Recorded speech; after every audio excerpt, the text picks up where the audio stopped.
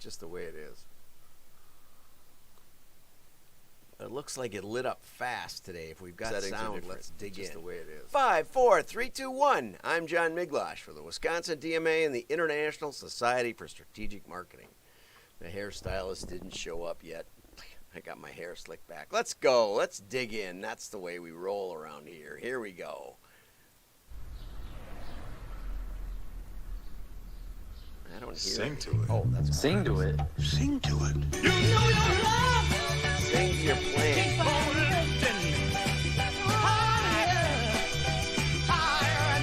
even an old guy coming up. There he is.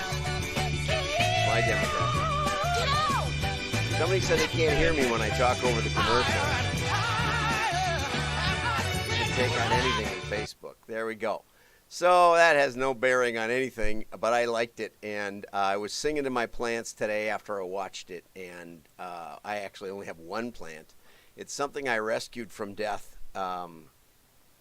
We won't say who was killing it. But my wife loves plants so much that she waters them too much, whereas I wait till they're pretty nearly dead, and then I resurrect them on a regular basis. So that said, let's dig into the real news. Okay, let's go over to the PDFs here, and hopefully we can find them. Walmart drops their $35 minimum order on its express delivery service. This reminds me back in the day when Cabela's had no minimum. We analyzed their orders and found out there was a lot of people ordering one $5 fishing lure. And at the time, Cabela's had, Dick took me out to the prairie, and he showed me his 9 1 million square foot each warehouses, and he was telling me that he could pick the orders for less than $1, and the guys were running around in golf carts, and I said, there's no way you can pick this for less than $1. So I suggested that they could have a minimum order, or they didn't have to have a minimum order, but they should just have a little service charge that started, anything under $25 got the same service charge. And probably I made more money with that little idea than with all of the modeling. Because, I'm just tempted now. I don't know how far the nearest Walmart is, 7 miles, 5 miles. Anyway, it's not far, but it's not close either. So I'm wondering if I could get like a stick of gum or something. What could I get for $1 that they'd deliver? And that's the kind of puzzles that people think about, when you just have no resistance whatsoever. I ran an imprinted merchandise company, and when I helped start it, I said, well, you need an unlimited guarantee, just no matter what, any complaints would give you your money back. That's the way we did it in direct mail, right? And finally, the customer service people came to me and they said, you got to change our guarantee. And I said, why? And they said, well, like we got a guy the other day who misspelled his own company name wrong, and when the 500 of them got delivered, he said, well, you have an unlimited guarantee. Another person, his secretary accidentally ordered like 5,000 those little round candies. I can't think of what they're called. But anyway, lifesavers, but they were the cherry and the lemon and lime kind. Anyway, she ordered like 5,000 of them. She only meant to order a few, but she used the company credit card, and he wanted to return them all. And they said, people are just taking advantage of us, and ultimately they're hurting our good customers that don't want to take advantage, right? And I've suggested that maybe like even Land's End, with an unlimited guarantee. I had a friend who admitted to me when I told him that I liked Land's End and I worked with Land's End. Land's End turtleneck today, my newest one. I really, really like it. He said, oh yeah, I buy the shirts and then I wear them out, and when they start to get frayed on the collar and cuffs, I send them back and get new ones. It's like, you're a crook. But anyway, so there are reasons for limits. Limits protect good people. That's all I can say. But you can have too many limits. Here's a good example. Google's hit with a class action complaint over worthless gift cards. Okay, so somebody bought a $10 and a $50 gift card, and they tried to redeem them. And Google said, well, what did you get them for? Who'd you get them from? Where'd you buy them? Do you have a receipt? Are you going to do something worthwhile with that? Don't spend it all in one place. It sounds like my mother, when you get birthday money in the envelope, right? And bless her heart. Anyway, so the person was denied the ability to redeem them. He bought them himself from Google, probably at a grocery store or something. And so I think he's got a pretty good case. What do I know? He said these additional hurdles make these things worthless. And no matter what he did after they decided that he was a crook, then there was nothing he could do. There was no appeal, nothing. They're just gone. Which is why you want to be careful what you invest your cash in. This could happen with your cryptocurrency too. Okay, here's a story I know nothing about except that one side in a mayoral race in Delray Beach, Florida, is using mail like crazy. And apparently Delray Beach is getting swamped with mail. And I'm not sure if it's good or bad. I think it may actually work against them because I saw like the motorcade when Trump spoke. I just saw it this morning on like a Twitter thing or something. It's not Twitter, but it's something like that. And there were like hundreds and hundreds of cars and supporters and everything down there in Florida. So I'm not sure this will help whoever the opponent is. Also, a couple of things to note. This is telling you who not to vote for, but it isn't telling you who to vote for. And that probably is a mistake. It's like, don't go to Popeye's Chicken. You might like us better. Well, who are you? So you want to get somebody who knows something about mail, and you want to put the important stuff on both sides of the postcard. Yes, you say, it's all on the other side. Right, this Shelley is bad. Shelley gets named 3 times, whoever Shelley is, and I really have no idea. But Shelley gets named 3 times on this thing, and it looks like Shelley's a girl, but the picture says it all. We had enough of him. I don't get it, I think it's a girl. I can't really see, but that looks like a woman. Shelley, spelled like, a woman. Anyway, don't ask me. I didn't do the creative. I'm just saying, yay mail. It's obviously a great medium. People with money and lots of care, or they care a lot, they are mad, they use mail. Okay, so now we're to the meat of the story. How do you solve a problem like misinformation during a pandemic? That's a great question, don't you think? For example, I was listening to Scott Adams this morning, and he was pointing out that if a one shot of the vaccine gives you 80% immunity or whatever the vaccine does. I'm not exactly sure because they say you're supposed to keep wearing your mask and keep social distancing and not go out and not see anybody. So what's the point here? I don't really get it.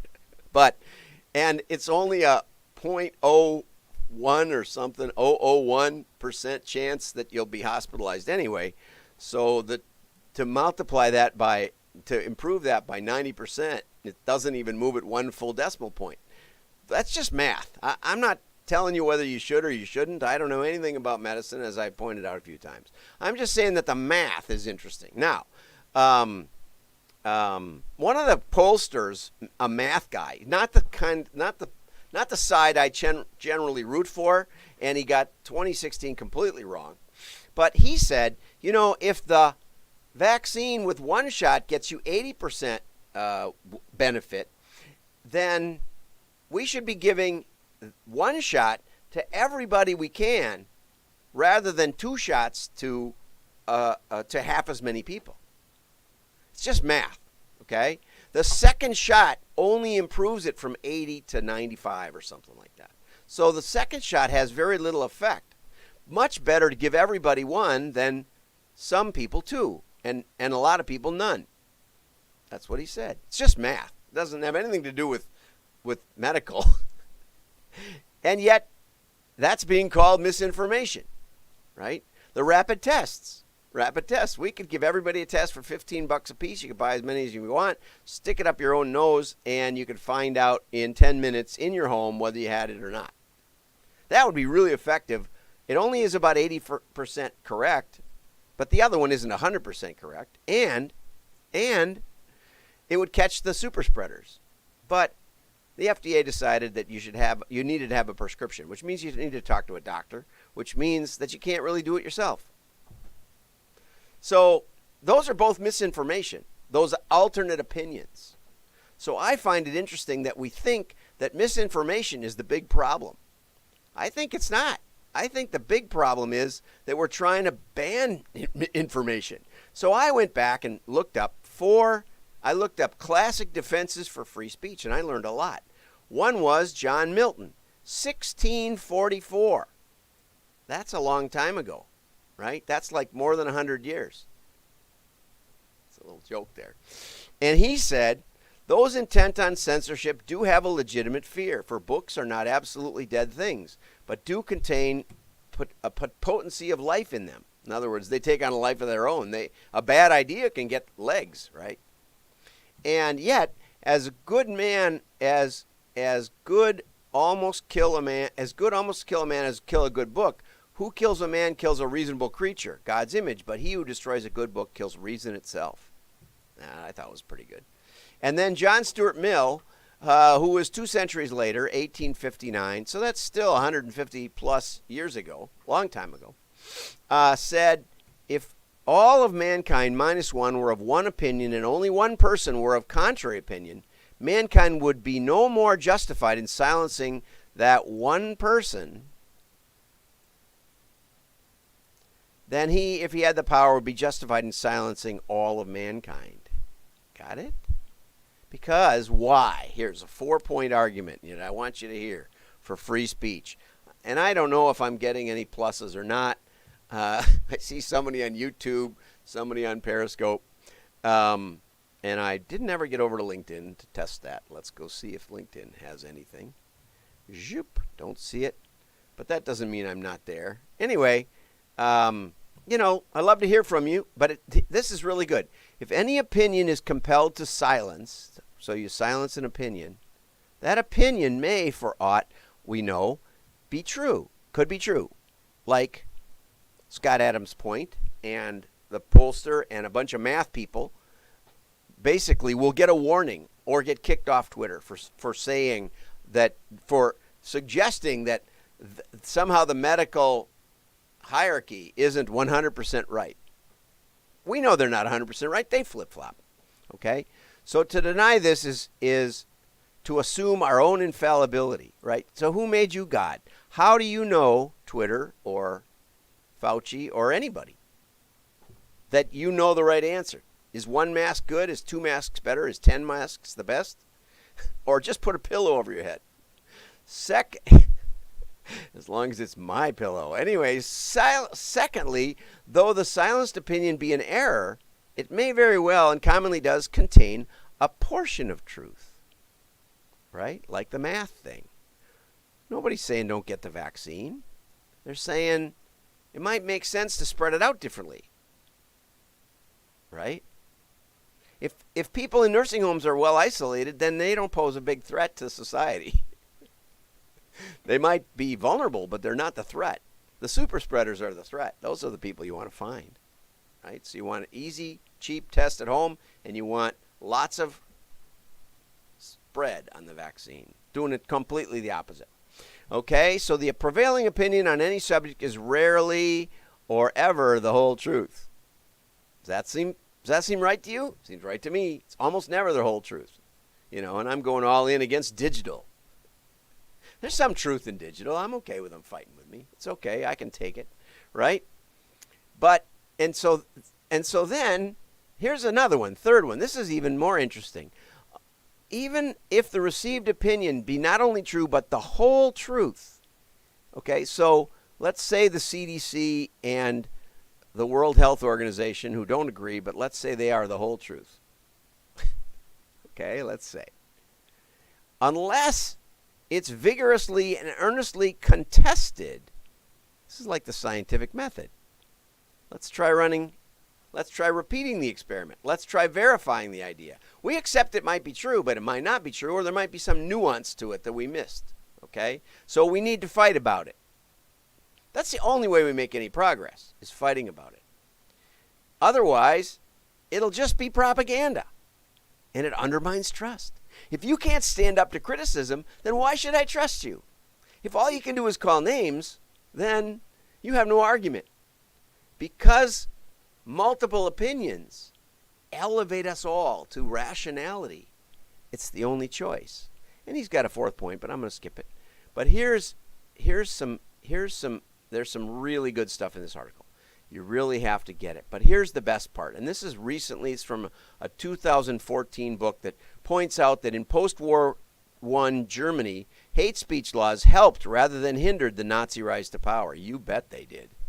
Because they can be used against alternate opinions. And that's what you need to know.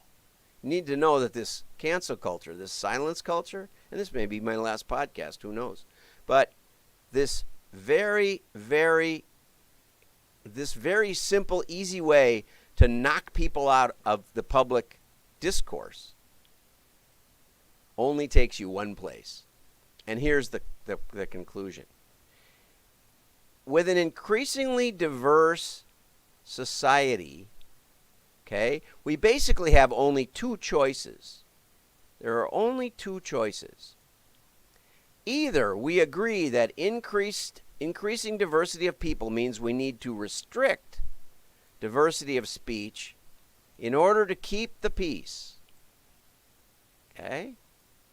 Either we have to shut down dialogue, which seems to be where we're going. Seems to be that people are getting more and more comfortable saying that alternative opinions are not allowed. They're offensive. And they're damaging to society. And that there's some truth in that. I'm not denying it. But, and this is his recommendation, we have to, the alternative choice is that we realize as a society grows more diverse, you have to get used to hearing more and more things, including things you might not want to hear. Go male. Male is the most cutting edge medium available today. You might not want to hear that. You might think you can do it all with SEO and Google AdWords. Nope. Your website sits there and nobody sees it. Or they go and they don't click. So in other words, we have to grow up. Let's see if we do. Have a great day. Like and share. Your friends will know you're smart. How many other places have quoted somebody, John Milton, from 1644 today? You won't hear that anywhere else, I'm pretty sure. Nowhere. Have a great day.